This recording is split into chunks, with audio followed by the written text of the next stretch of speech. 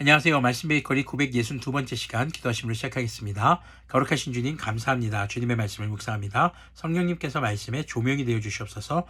우리 주 예수 그리스도님의 이름으로 기도합니다. 아멘. 네, 오늘 보신 말씀은 마가복음 16장 1절에서 8절까지의 말씀입니다. 안식일이 지났을 때에 막달라 마리아와 야고보의 어머니 마리아와 살로메는 가서 예수님께 발라드리려고 향료를 샀다.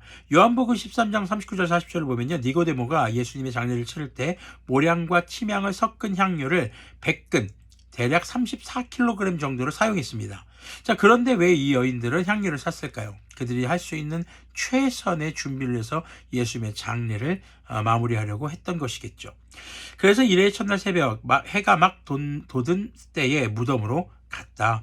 그들은 누가 우리를 위하여 그 돌을 무덤 어귀에서 굴려내 주겠는가 하고 서로 말하였다.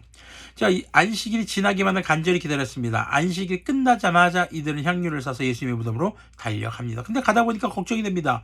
예수님께서 분명히 장사 지내실 때 그 돌을 커다란 바위로 막았는데 어떡하지? 그 바위로 우리는 못 움직이는데, 그런 걱정하면서 도착했는데 그들의 걱정은 이미 하나님께서 해결하셨어요.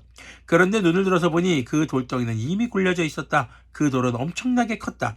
그 여자들은 무덤 안으로 들어가서 웬 젊은 남자가 흰옷을 입고 오른쪽에 앉아있는 것을 보고 몹시 놀랐다.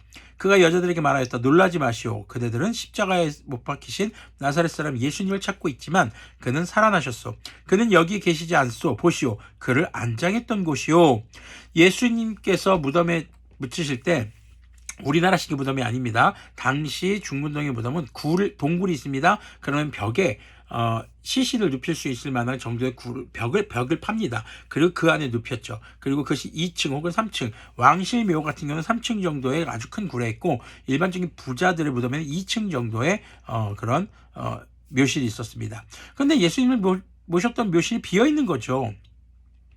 그러니 그대들은 가서 그의 제자들과 베드로에게 말하기를 그는 그들보다 먼저 갈릴리로 가실 것이니 그가 그들에게 말씀하신 대로 그들은 거기에서 그를 볼 것이라고 하시오. 그들은 뛰쳐나와서 무덤에서 도망하였다. 그들은 벌벌 떨며 넋을 잃었던 것이다. 그들은 무서워서 아무에게도 아무 말도 못하였다. 왜요? 이들은 예수님이 부활하실 것이라고 꿈에도 생각 못했던 겁니다. 그런데 예수님께서 직접 내가 부활할 거다라고 말했던 제자들은 이 현장에 없습니다. 나중에 다른 성경의 본문들을 보면 알겠지만 여인들 마리아가 가서 알려주고 나서야 베드로가 달려오는 이런 모습들도 있었죠. 자, 예수님께서 부활하셨을 때에 그 부활에 대한 첫 증인이 누구였습니까? 여인들이었습니다. 제자들이 왜 이곳에 나타나지 않았을까요? 두려움이 있었기 때문일 것입니다. 그런데요, 예수님의 제자로 불렸던 이 사도들 이외에 다른 사람들은 아주 담대하게 예수님의 장례를 준비합니다. 어제 말씀 읽었던 본문에서도 아리마대 사람 요셉이 정말 대담하게도 주님께 빌라도에게 예수님의 시신을 요구했던 그런 장면들이 있었죠. 그리고 오늘 말씀에서도 마찬가지입니다. 예수님과 관련된 사람들이 다 체포될 수 있습니다. 죽을 수도 있습니다. 그런데 이 여인들도 그런 두려움이 있었겠지만 그 두려움보다 무엇이 더 컸을까요? 예수님을 향한 사랑이 더 컸기에 그들은 자신들이 할 수 있는 최선의 준비를 해서 갔던 것입니다. 우리 역시 마찬가지입니다. 부활하신 예수님을 사랑하는가 하는 것은 우리가 얼마나 주님께 예배하는 것에 정성을 다해 준비하고 있는가, 또 그 예배를 향해서 나아가고 있는가 하는 것이겠죠. 예수님께서 부활하신 것에 첫 증인이 됐던 이 여인들은 바로 그렇게 두려움을 물리치고 자신들이 할 수 있는 최선의 예물, 향료를 준비해서 예수님께 나아갔던 것입니다. 제자들이 예수님께서 왕이 되셨을 때 한 자리를 차지하려고 했던 그런 욕심도 이 여인들은 없었습니다. 그저 예수님을 사랑했기 때문이죠. 누가 첫 증인의 자격을 가질 수 있었습니까?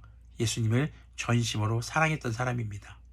우리는 이 땅에서 땅끝까지로 증인이 되라는 사명을 받은 사람들입니다. 어떻게 증인이 될 수 있을까요? 바로 예수님을 진심으로 마음을 다해, 그리고 우리가 가진 것을 다해 사랑할 때 우리는 비로소 주님의 진정한 증인이 될 수 있고 그 부활의 소식을 전하는 영광의 위치에 놓일 수 있게 될 것입니다. 여러분들이 주님을 진심으로 사랑했으면 좋겠습니다. 주님께서는 이미 생명을 주시면서까지 사랑하셨거든요.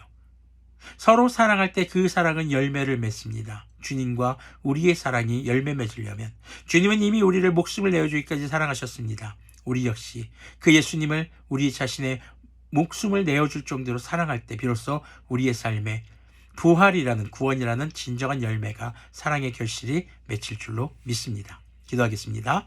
거룩하신 주님 감사합니다. 주님, 부활의 첫 증인됐던 여인들을 바라보며 우리가 주님을 예배하는 태도를 다시 한번 돌아봅니다. 주님을 사랑하는 그 마음이 마음으로만 그치는 것이 아니라 우리의 행동과 정말 우리의 모든 요소로 주님을 전심으로 사랑하며 예배할 수 있는 우리들이 되도록 긍휼을 베풀어 주시고 이 땅에서 주님을 사랑하는 그리스도인으로서 예수님께서 부활하신 것에 증인이 될 수 있는 우리가 되도록 긍휼을 베풀어 주시옵소서. 우리 주 예수 그리스도님의 이름으로 기도합니다. 아멘. 네, 오늘도 우리 주 예수님과 사랑하기에 참 좋은 날입니다.